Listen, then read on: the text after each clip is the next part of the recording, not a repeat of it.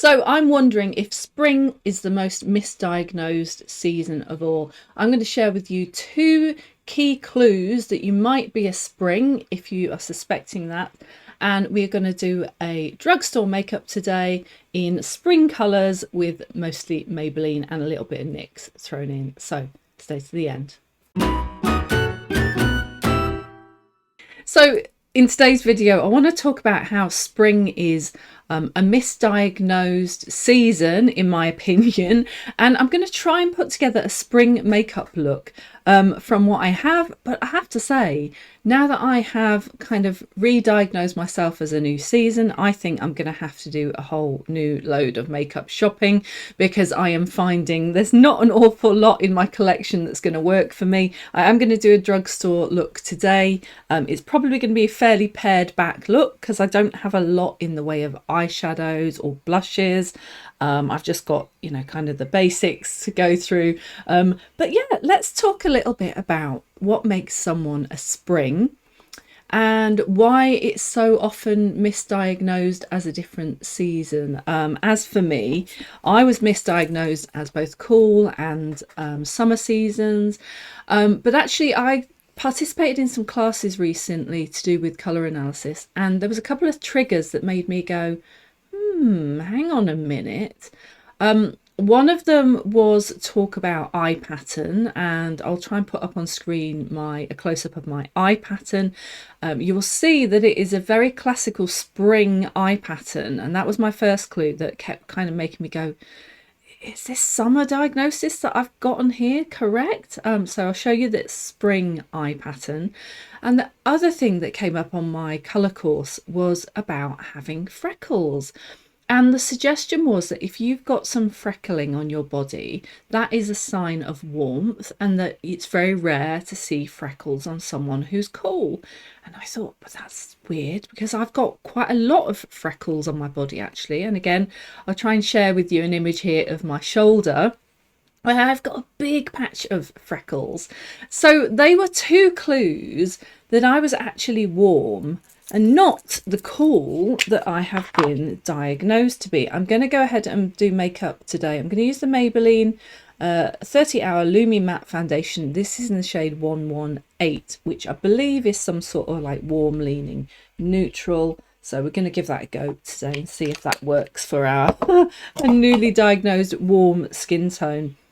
But yeah, I thought that it was really interesting that I have been kind of tricked into thinking, and the various online colour analyses that I've done as well.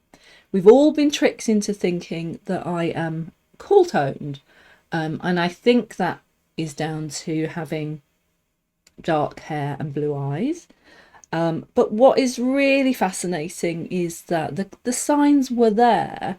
And perhaps an in-person analysis would have correctly, and I suspect they would have actually. I suspect if I'd had an in-person diagnosis, they would have looked at my eye pattern, they would have looked at the freckles and gone, hang on a minute, this is a person that's actually warm. And so it's a little bit frustrating that I've wasted many years actually since I had the first one done, many years, but I've wasted time and money on colour analysis online that has given me the wrong result, and not just once, 3 times the wrong result, and that's what's most frustrating. And actually it looks like I'm going to have to revisit my whole makeup collection, because I don't have a lot of makeup that's suitable for a spring complexion to hand, which is so frustrating. So that's the foundation on. This is the Maybelline Superstay Lumi Matte Foundation in a 118. And I got a bit of a shock when I looked in the mirror, because it's a little while since I've used a matte foundation, and I've gotten used to seeing a lot of glow on my face. So I was a bit surprised by that, but not in a bad way. It's not a bad thing at all. But I think I'm going to use the L'Oreal. I'm going to use the L'Oreal Lumi Glotion, I think, to bring a little bit more glow back to the skin. I am also going to use the Maybelline Lifter Concealer. I have got the shade 30 today, which is a warm shade. I have recently been using a cooler shade. So this is going to be an interesting experiment in using a warmer concealer today. I don't use a lot of concealer. I'm just going to put some around my eyes. I'm not going to do my lids today, actually. A little bit around my eyes and nose, and I'm going to go down the bridge of my nose as well. And that's kind of it. I just want a little bit of more coverage in this sort of hollow shadowy area underneath my eyes, and I can see that's much warmer than I'm used to wearing, so it's going to be interesting to see how this turns out. I'm not sure that I needed this concealer, to be honest, and I can see that it's starting to make my makeup look a bit heavier under the eyes. Let's go around the nose, get rid of any of that redness. Okay, let's blend that out across the face a little, actually. It's definitely brought a bit more warmth and brightness to the centre of the face, hasn't it? So I'm going to grab some of this Lumi Lotion. I'm just going to put it on the back of my hand where I have the foundation that we've applied. I'm going to grab this brush again, mix it in with the remainder of the foundation. Let's just see if we can bring a little bit of glimmer complexion. There we go. So we've got a little bit more glow back on the face. And one of the reasons I want to do that is because actually I don't have an eyeshadow today. And so I am going to repurpose in a little bit a highlighter as an eyeshadow, which is something that I quite like to do every now and again. But let's do some contour before we carry on. I've got these Maybelline contour lifter sticks. I think it's the darker one that I'm generally using. Let us grab our brush. Actually, the brush I grabbed to my foundation wasn't the one I intended to grab. This is one that I've been sometimes using for bronzers and things like that. So I'm actually going to keep using this same brush. We'll wash it up afterwards. And I'm going to put my contour on with the same brush that we've just used to apply our foundation. And then hopefully we'll get a nice blend of all the products as well. Okay, not too crazy. Just applying some contour around the edge of the face, on the cheeks a little, chin, nose, eyes, just everywhere to make my whole face look a little bit more three-dimensional, to be honest. Right, I've only actually got one blush to use today, and this is the Maybelline Cloudtopia. This was the warmest blush I could find in my collection. This is in the shade 5, Coral Illusion. Actually, I'm just realising I usually use my finger to apply that, so let's do the same thing today. And I just apply this with my finger. And in case there's any doubt about my re-diagnosis of myself as a spring, I am of course wearing a spring coloured top. Right there, so that is the shade Coral Illusion, and I think that looks really nice. So on the eyes today, I don't have much in the way of spring colours, but I do have this Inky Sticks eye pencil from NYX in Violet Vault, so we might use that. I also have this plum mascara. This is in Plum Twilight. This is the Maybelline Sky High mascara. So I've got a couple of kind of violet plum angled coloured things there.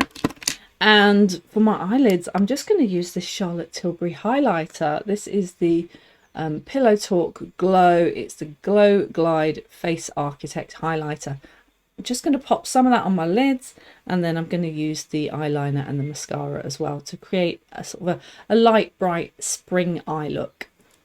So this is our highlighter being repurposed as an eyeshadow, and I think that looks really, really nice. Isn't that lovely as an eyeshadow? The question is, what do we do with this inky stick? So if I just show you what it looks like, it's quite a light, bright violet colour, and I want to use this on my eyes, and I'm not quite sure how to apply it, to be honest. So I've decided to go all out and just apply it along the lash line, like an old-fashioned or a classic eyeliner. I do think the colour is changing a little bit on my skin, but still that's nice, light, bright, fairly fun looking.